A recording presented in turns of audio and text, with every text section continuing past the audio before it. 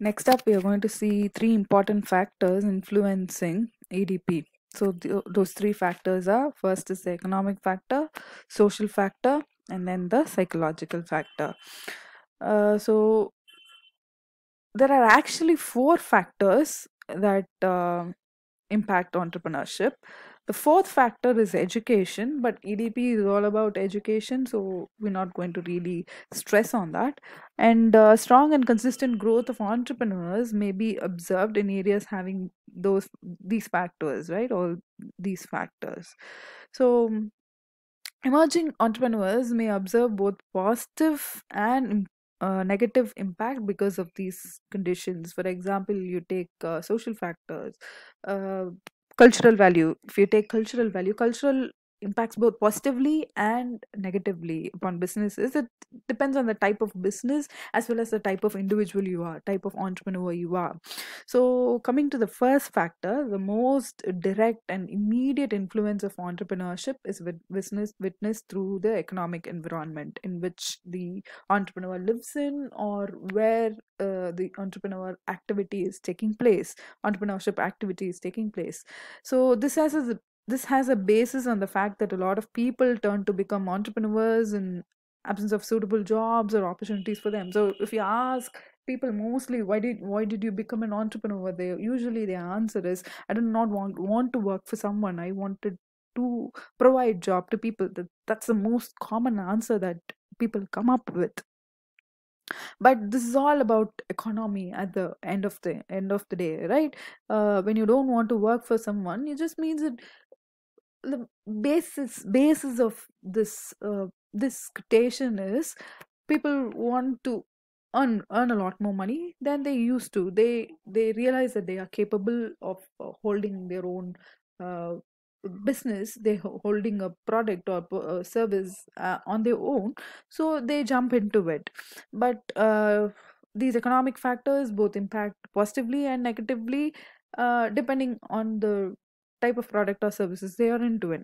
So the economic factors themselves can be now split into five. The first one is capital. Availability of capital in adequate amount plays a significant role.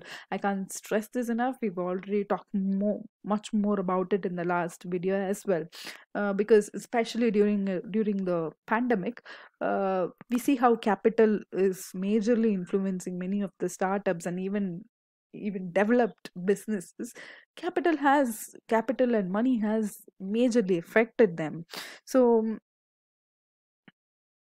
it is a ready cash or capital at the entrepreneur's disposal, which helps him or her to mobilize the required resources to undertake the business activity. Because business activity is ever changing, especially in this scenario. In today's world, it's ever changing, so you must be ready to meet the ever changing environment, and you must have the necessary resources. Where do those resources come in? You pay it with your capital, right? So countries have witnessed slower or negligible industrial growth due to non-availability of capital, and that has hampered growth. Those countries who can really invest a lot of money, they have seen their economy booming up. And some countries, our country for example, especially in the 70s 80s, we were struggling because those were economic layback times also. I mean, world over, people were struggling because of famine and the Great Depression, all that going on. But India, as such, we were also struggling because there wasn't a set growth aspect for us. Now we've come to depend more on technology and tech based startups, but during those times we didn't find our footing, and we didn't have the capital to invest in a new market as well. Second one is labor is, you have human resources. India of course has human resources, but do we have proper human resources, capable human resources? That is a question that needs to be answered. And to have the uh, right labor is a very right and effective, efficient labor. Efficient also is very essential. Third one is raw materials. You can't have power plant. You can have an electricity power plant hundreds of kilometers away from a coal mining place. You must have your raw materials nearby, or at least proper transportation system. So that is where economic factors come in. Fourth is the market. If you don't have the market for such product, you can't simply sell an woolen coat in Chennai. That does not work at all. And you can't easily go and sell thin cotton t-shirts or thin cotton shirts in Kashmir, for example. That doesn't work. So find the right type of market to sell your products. And finally, infrastructure. So developed communication and transportation network is a precondition for expansion in entrepreneurship. It not only helps to enlarge the market but expands the business horizon as well.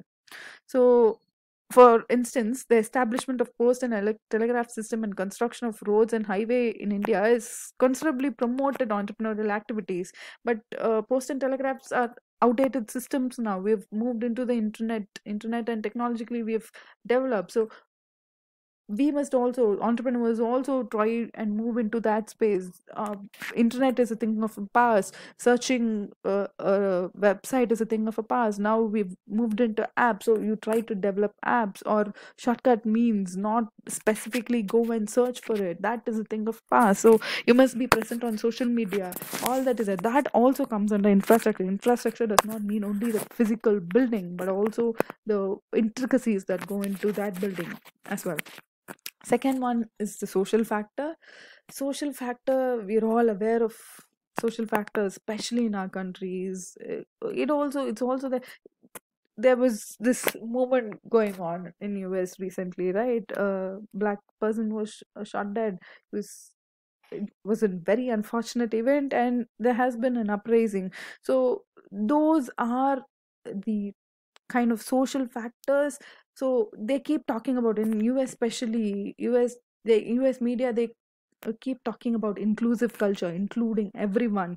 And we've also had that, especially in Tamil Nadu. There has been an uproar, and this inclusive culture, not talking about caste, not demeaning anyone, that has been a major factor.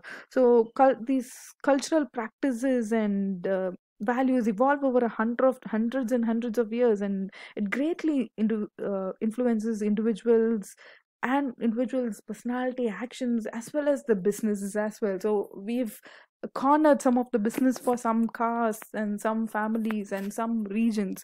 So we have to break beyond that. That is important, but this is a factor. This factor affects us. And family background, if your family are into a certain business for decades, you are automatically expected to go into that particular business as well. So background of a family in manufacturing industrial provided a source of industrial entrepreneurship, right? Occupational and social status of the family influences mobility. So there are certain circumstances where very few people would be venturesome. They actually venture out and seek new branches, rather than doing what has been done by their fathers and fathers father, etc. And education is very essential if you want to become an entrepreneur. It does not mean that you have to have proper education, but you must be knowledgeable about what you're going to do, what you're going to jump in. Without knowing what you're going to jump in, it's going to be really difficult. Startups work, of course. Startups, you see many of the startups working, and many successful startup stories. But then the sustaining of those startups, that's where your talent is. So that's where most of the people struggle. Attitude of the society towards businesses, when you come from a, a, a particular background.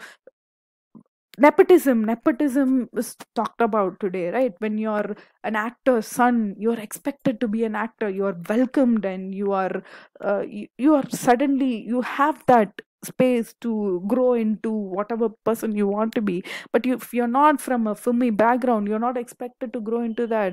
After all, you don't come from that area.